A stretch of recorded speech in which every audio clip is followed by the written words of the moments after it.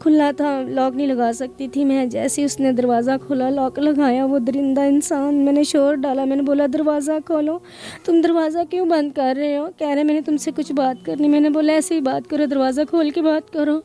मेरे मुंह पे ज़ोर से उसने थप्पड़ मारी, मेरे दोनों हाथ पकड़ लिए और अपने दरिंदगी के ऊपर उतर आया।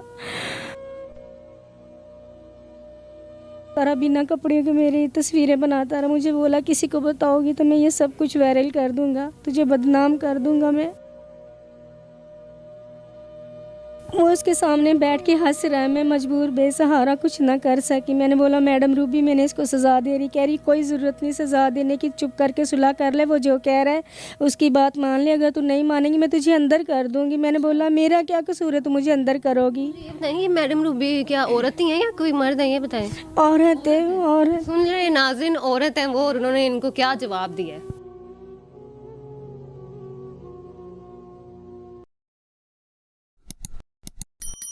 अस्सलाम वालेकुम नाज़रीन, पायनियर वर्ल्ड न्यूज़ के साथ मैं हूं आपकी मेज़बान चंदा बुखारी।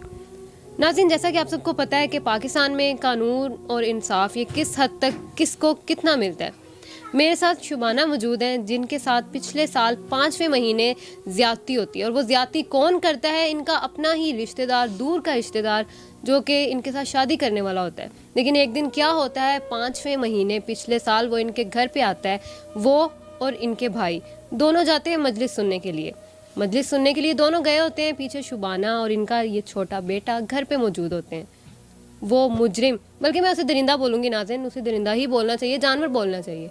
वो जानवर पीछे से इनके पास आता है और आगे आपको मैं शायद बोल भी नहीं पा रही। आगे वो क्या होता है, वो इनके घर आता है, धोखे से दरवाज़ा बंद करता है, लॉक करता है। शुबाना चीखती चिल्लाती हैं, लेकिन शुबाना मजबूर है तो वो कुछ कर नहीं सकती, और वो अपनी दरिंदगी बुरी तरह से ढाता है। एक हवा की बेटी के ऊपर जुल्म सितम करता है और फिर चला जाता है। शुबाना, सबसे पहले तो अस्सलाम वालेकुम। वालेकुम अस्सलाम। मुझे पता है कि आपका क्या हाल है। एक जब औरत को इंसाफ नहीं मिलता, बिल्कुल ऐसे ही होता है जैसे पानी से मछली को निकाल दिया जाए। आप मुझे बताएंगे कि उस दिन क्या सिचुएशन थी, सारा मुझे ज़रा बताएं। वो दरिंदा इंसान आया, भाई को बोला, रिश्ता हो गया था ऑलरेडी हमारा ना। भाई को ये बोला मेरे घर वाले आ रहे हैं। और अच्छा, आपकी पहले शादी हुई थी? मेरी पहले शादी हुई थी, मेरा एक बेटा है। मेरा हस्बैंड मेरे साथ सही नहीं रहता था, बहुत मारता था। आपकी डिवोर्स कब हुई?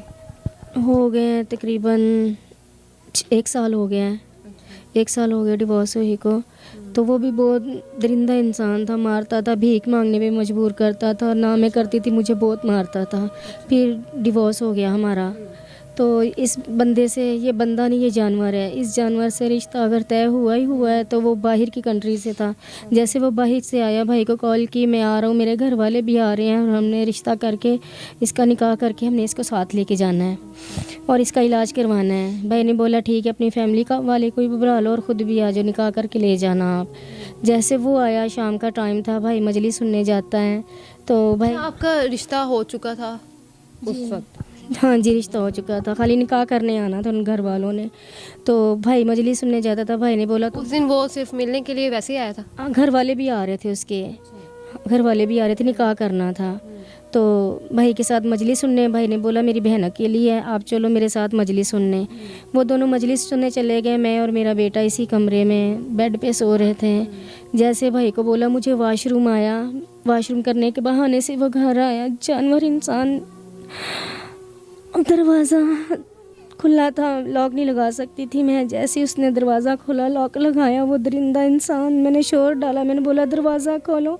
तुम दरवाज़ा क्यों बंद कर रहे हो? कह रहे मैंने तुमसे कुछ बात करनी। मैंने बोला ऐसे ही बात करो, दरवाज़ा खोल के बात करो।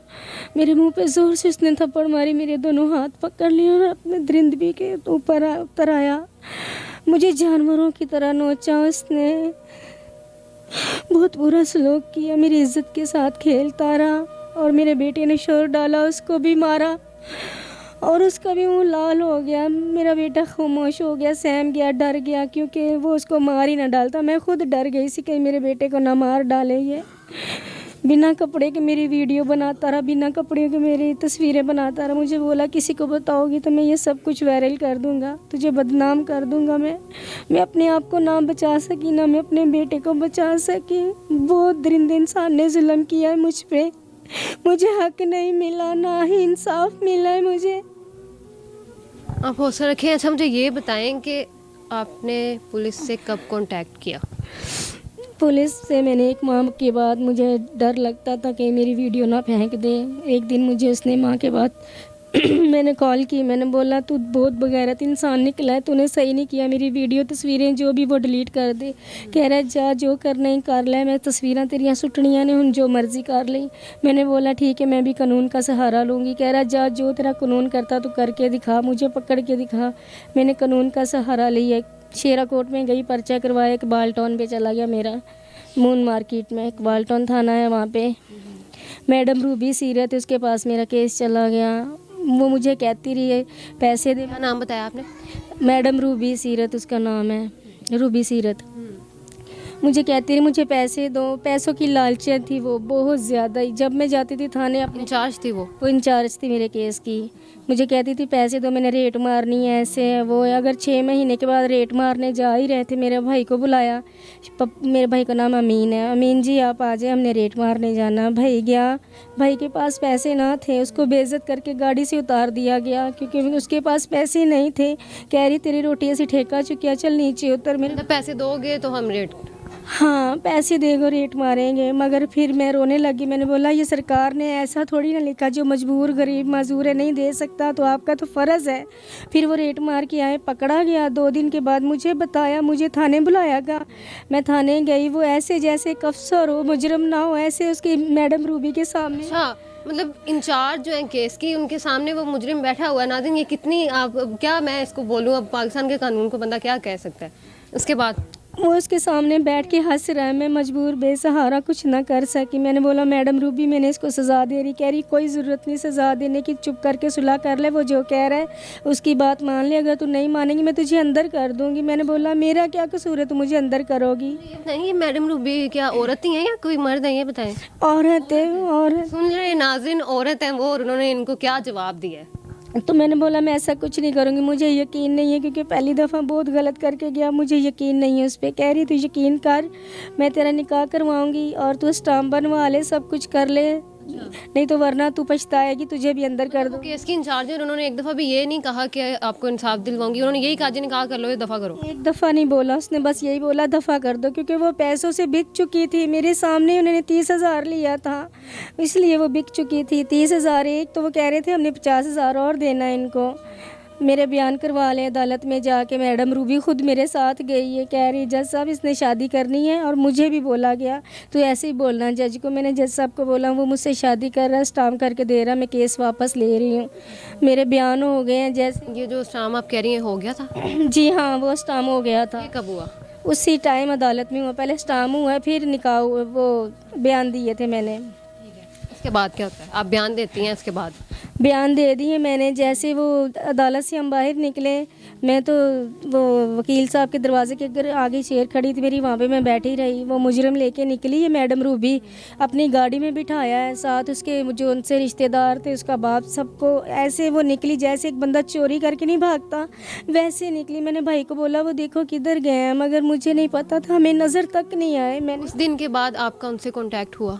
उस दिन के बाद मैं गई थाने, उसी दिन मैं रोने लग गई। मैंने बोला क्या कसूर था मेरा, तूने ऐसे मेरे। वो रूबी वहीं पे थी उस वक्त? रूबी मुझे देख के छुप गई मेज़ के नीचे, पर्स उसका सामने पड़ा हुआ था। वो चोर थी, मेरे सामने कैसे आती। मैं ज़ोर ज़ोर से रोने लग गई, मुझे मेरा हक दो, बंदे भी भगा दिए तुमने। जब आप थाने में गई तो आप कह रही वो छुप गई? वो छुप गई भी। नाज़रीन ये हैं हमारे मुहाफिज, ये हैं हमारे मुहाफिज जो कि हमें इंसाफ दिलाने की बजाय जब इंसाफ नहीं मिलता तो छुप जाते हैं। सुने वो एक औरत होके वो टेबल के नीचे छुप गई, फिर क्या हुआ? जैसे फिर मैं वहाँ से निकली, मुझे वहाँ से आया, दरवाज़ा जो उनसे खुलता, मुंशी ने बोला मैडम अंदर ही है, तुम्हारे साथ गलत हुआ। वो देख के मुझे कहने लगा तुम्हारे साथ गलत हुआ है। मैं रोती हुई अपने घर आ गई। बाद में मुझे उन लोगों की धमकियाँ आने लग गई, अगर तू दोबारा कार्रवाई करेगी मैं तुझे मार डालूँगा। उसके फैमिली वाले और उसके मेरी जान को भी खतरा, अगर मुझे कुछ हो गया वो मुजरिम मेरे और मैडम रूबी मेरी मौत की ज़िम्मेदार होंगी। बस इतना मैं कहती हूँ, जो मेरी वीडियो देख रहा है, मेरे लिए नहीं, शायद इसी जगह पे कोई और भी होती, किसी के घर में भी अल्लाह ना करे हादसा हो सकता है। हर किसी के लिए आवाज़ उठानी चाहिए। मुझे ये चाहिए मेरा मुजरिम पकड़ा जाए, मेरा केस ओपन हो जाए, मेरे ये जो उनसी आंसुओं की दुआ ये सुनी जाए। वो दरिंदे इंसान को सज़ा देनी है मैंने बस, और मेरे कानून ने। बिल्कुल आप हौसला रखें, आपको इंसाफ ज़रूर मिलेगा। हम हैं किस लिए, हम इसीलिए हैं ताकि इंसाफ आपकी आवाज़ पहुंचाई जाए हकाम बाला तक। अच्छा मुझे ये बताएं कि आप लास्ट टाइम कब गई थी पुलिस स्टेशन, कब आपने उनसे कांटेक्ट किया और आपने ये सारी बातें सामने रखी हैं कि मुझे धमकियां दी जा रही हैं, जान से मारने के लिए कहा जा रहा है? मैंने सब कुछ बताया, मेरा कोई एक्शन नहीं उठाया जा रहा। सब कुछ बताया मैंने सब कुछ बताया है।